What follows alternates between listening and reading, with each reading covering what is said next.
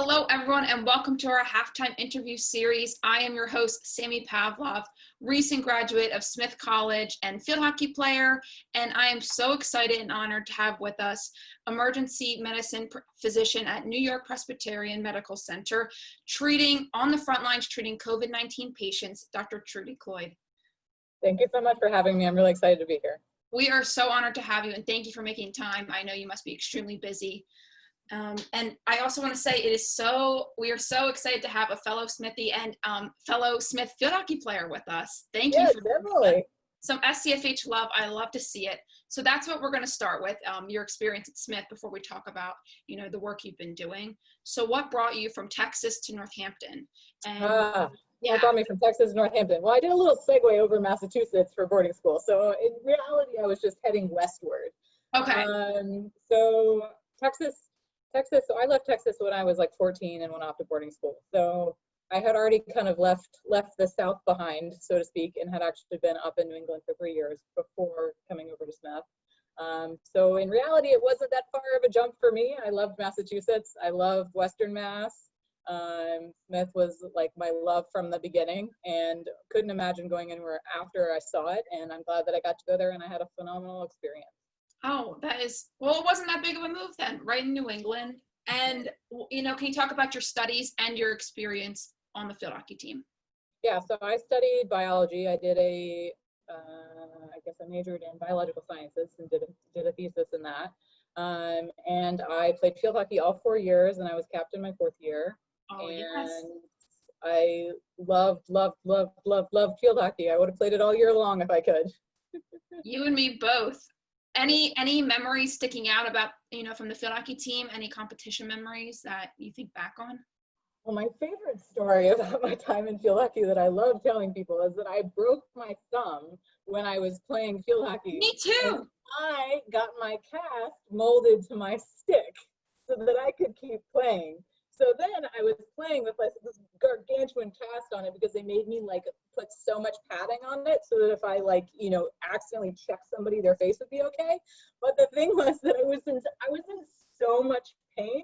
Like every time I would go and drive the ball, it would be like shooting pain at my arm, and I would have spontaneous tears just coming from my eyes. Like I wasn't crying. It just happened. I couldn't stop it. And I remember there was like a defender that was like, "Are you okay?" And I was like, "Yeah, I'm fine. I'm totally fine." This is awesome. The same thing happened to me. I broke my thumb playing field hockey, and it hurt to drive the ball. Totally. It was insane. We are the same person, basically, only I'm not a doctor and I didn't study biology, but that is hilarious. And it was super early in the year too. And I was like, I'm not losing my whole season. Like that's completely out of the question. So I showed up at the orthopedic follow-up office and I was like, here's my stick, have fun. Oh man, I would love to see some photos of that. That is incredible. Some of my favorite field hockey photos are when I've got that huge arm cast on. I'm like, yeah, that's right. That's right. We have to pull them up for this interview. But wow. So can you talk about your experience or, what made you go into the field and, what was your experience after Smith? Yeah, so it's interesting. So what put me into emergency medicine more than anything was the fact that it was a team-like mentality. So that was medicine as a whole. I think when I first went into it, I was just almost disappointed by how hierarchical it was. And it really, really bothered me. But emergency medicine was one of those few fields that felt really protected by that. And you had this great camaraderie with your nurses and your techs and with everybody, because if something needed to be done, it needed to be done. And no one was going to look at you and say, I can't do it. So in a way, I felt like it was like I found my people. I think when I started medicine as a whole, I did all these rotations and kind of went around the hospital like that book that's like, Are You My Mother? And I was like, are you my people? Are you my people? And every time I did a rotation, I was like, I guess I could do this. I guess I could do this. And then I finally had my emergency medicine rotation and it was in the county hospital and I showed up and my attendings were in Carhartts and scrub tops. And I was like, I have found my people. And this is where I need to be. I was like, my people are here. And then the rest was history. And then I loved it. Wow. And with the pandemic, you have to have so much stamina, wearing all that PPE and long shifts. Do you think being an athlete has helped you, your physicality? 100%. And I think that I I've always taken so much, I think, of like my sports background into my current field, and just generally how I prepare for shifts, because EM is just, it's an intense field, and part of why there's a lot of burnout in it. You don't often get time for meals. You don't often get the pee breaks that you think that you're going to get. And so in a way, it's like there's this huge like mental preparation and physical preparation that goes in before any shift. And then when we were in the middle of the pandemic, that just amplified it, because basically then you're all in all of this PPE, the personal protective equipment, and the most dangerous part of that stuff is taking it off. So you really want to have it on for as long as possible, and then try to time like maybe one break that's going to happen, ideally, hopefully halfway through your shift, where you're going to like really carefully try to take everything off. Then you're going to down like 2 liters of water, make yourself miserable for the next 3 hours. But like, that kind of the seriousness with which I approach preparing for my shifts mentally totally came from sport, and how I approached, game days, game weeks, all of the physical and mental preparation that goes in beforehand. That makes a lot of sense. And Dr. Cloyd, you're on both ends. You are treating COVID-19 patients, and you also had COVID. Can you talk about both of those experiences, and how that's been affecting how you treat patients? So how I treat patients, that's very broad. After having COVID, does it help you sympathize more? Yeah, totally. So I had a really rough run of COVID. I don't know why. I think there's a lot that we still don't understand about the disease, and why some people get so sick and other people don't. I think there's like some postulation that maybe it has something to do with like the amount of viral inoculation that you get. I always joke that I must have like licked my patient, because I don't understand how I got so bloody sick. Of the 15 different symptoms, I had like all of them, and I was miserable. Wow. And I think that gave me a lot of understanding and a lot of empathy for what people were going through, because we had to send so many people home, just because of how overwhelmed the healthcare system was in New York. So people that normally would have been admitted to the hospital were being sent home. And there was a lot of fear behind that, because people were afraid they were going to go home and die, and we were doing our best risk analysis of who was too sick and needed to come in, and also who we thought was safe enough to go home. But being able to sit there and explain to people that, even the healthy ones, like you don't have enough risk to come into the hospital, but I can understand why you think you're dying, because I also sat in a bed for like 2 weeks and thought I was dying. So I think, in the whole of the pandemic, and the fact it was a novel, disease, it was scary across the board. It was scary for us as providers. It was scary for us to imagine affecting ourselves and our families. It was scary for everybody, because no one understood how it was transmitted in the beginning. Do you remember that? It was like droplet, airborne, wear this, don't wear that, don't wear masks, wear N95s. I mean, it was just like everybody was terrified, and I think being able to sit there and, normally they tell us like patients don't want to hear about you. Like they don't want to know what problems you've had as a doctor. Like you might think it helps, but it doesn't usually help. But in this case, I thought was like probably the one exception where I was like, I know exactly what you're talking about. I've been there, and I have gone through it, and it's going to be like a 3 to 4 week process. So give yourself some time. And these are the things to look at. And you have a family, and what was that like with your wife? And you have a daughter, correct? Yeah, I have a daughter. What was that like having COVID? Also, just being on the front lines and having a family being in the epicenter, how have you been dealing with that? I think I felt really fortunate initially that I didn't have any elderly people in my life. That was a big thing for a lot of my colleagues, was that they had like their parents that were taking care of the kids. And that was like a super tough situation, because then you basically sent away your kids and you really can't see them at all. Whereas I sent them away. So my brother actually was patient 0 or patient 1 in Massachusetts, because he's awesome. So I was like, all right, I can send them there. Like you've all already had it. And my wife and my daughter are likely to become symptomatic. Fortunately, they never did. But like, you can't just send them to anybody, because they're like, I've been hanging out with them for the last few weeks, and the likelihood that they were going to start shedding the virus and be old was quite high. But I sent them away But then the good thing was that like after those 2 weeks were done, after like my quarantine isolation period was done, and theirs was too, because you know you had to consider that they had a really high risk exposure, then I could drive to Massachusetts and go see them.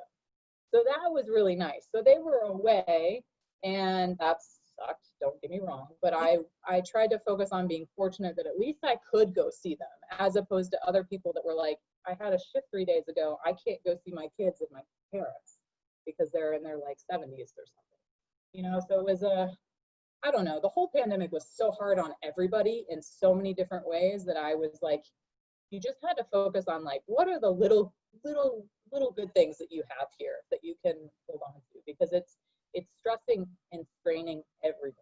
So find something. And Dr. Cloyd, can you talk more about any silver linings you're feeling? You know, it must be really hard to stay positive, things that you do for your own mental health and just in general. Any silver linings during this pandemic? Yeah, I know. I saw that and I was like, it's really hard to find silver linings in the middle of a pandemic. I think that I was, again, trying to focus on the positives. I was really fortunate in the fact that I became good friends with people that lived in my building. And New York City is like very weird because you would think that people know their neighbors, but nobody knows their neighbors. And I always blame this on my like southern roots, but like it's baffling to me and it still gets me all fired up. But like the fact that I would go up there and they weren't afraid of me, which was amazing. I still like love them to the end of the earth for that. But they were retired security people from the UN. They had seen absolutely horrible things. And I just needed to come up and I needed to curse and vent and cry and rant and be like, I can't see another dead body. Like I'm done, you know? And I think that gave me so much of an outlet, because the thing is that we all lost our ability, our stress relief, you know, all the things we did for fun, go to the gym, go lifting, go out with friends, go to movies, like all the stuff you did to like cope was taken away from everybody, you know? And so I think that I like to think that they single-handedly like got me through it, because the fact that I had that outlet made so much of a difference for me. And then I think in terms of, you asked like, how did I mentally like keep it together? I mean, my biggest thing is that I went back to yoga. So ironically, I had to refocus on breathing again because I couldn't breathe after COVID for like another like 3 weeks. So I was like, good, restorative yoga. That's about where I'm at. Like, you know, I'm going to just focus on filling my lungs and exhaling again, because that seems to be challenging. You know, and a lot of people were pushing like, oh, mindfulness and meditation. And I've tried that stuff, especially given just like the inherent challenges that are in emergency medicine, but I'm like totally just not a meditator. But I was like, yeah, restorative yoga is like right there in the middle. You know, I can spend time in poses for longer periods of time and feel my stress and focus on releasing my stress. And then as I started getting more active, I got back into running, because I was like, I got to get these lungs back. I'm a runner. So, you know, like we got to get back up, because that's my stress relief. And if I can't run, there's going to be problems. So fortunately, I'm running again. That's good. You know, first yoga, then running, but I'm glad to hear that you are fully healthy and able to run. That is so great. Yeah. And I guess I want to ask any advice you have. I think, you know, back in March, the fear of the pandemic was so high. And now we're kind of seeing the opposite as states are reopening, that less caution being taken. Any advice you have to people who are not feeling as cautious as before? It must be very frustrating for you to see. You must see it, that, you know, the pandemic is still happening. I know. Do you have any public health leadership is not my thing. I think I've been very disappointed on the most part for how humans just cannot handle threats they can't see. I have most of my family back in Texas, and they still tell me that a mask is a political thing, and it's they don't want to wear them because it's making a statement about their political beliefs. And I'm just like, yeah. I was a huge proponent of masks with my whole family. I was like, it's just gonna be this big thing on your face that's gonna make you not touch your eyes or rub your nose or this on the other. And I'm always saying, like, I've spent my entire like career focusing on not touching my head and face when I'm at work, because I have a shitty immune system. I have a bad immune system. And I was like, and even years of focusing on this, I probably break it like once a shift. I'll notice I like rub my nose or something. And I'm like, like, don't do that. Like, there's illness all around you. And unless you want to be hurling your guts up for the next 48 hours, don't touch your face, you know? And I was like, there's no way your average person can just suddenly stop touching your face. And I was like, if you wear a mask, you will have something on your face that will make you more aware of it. You know, and I was like, that, and like wash your hands when you come inside, and like be vigilant about things. But it's so hard to get people to buy into it when they haven't seen anybody die from it.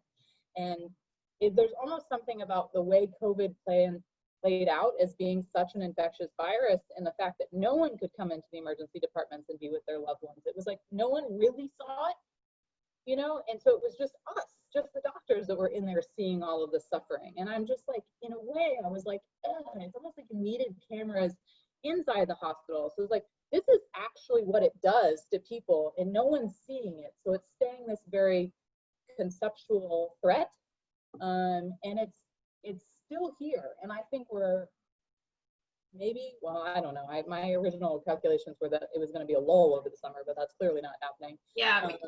Like, take that back. This is why I'm not in public health. But yes, I just still wearing masks, still using hand sanitizer, the same basic stuff. Think about the people that you love that are older, and be really, really, really conscious about how you see them and what sort of risk you expose them to. Just because it's a real thing. It's a real mortality risk for older individuals, and it's something that shouldn't be taken lightly. And Dr. Cloyd, I think I'll end on that. That advice is so important for our viewers to hear, and to hear from someone on the front lines that has sacrificed so much. I can't thank you enough. And I hope that everyone watching takes your advice to heart. As a fellow field hockey player and Smith alum, it is so great to have such a great role model right on the front lines. And I can't thank you enough for the work you're doing. My pleasure. Thank you again.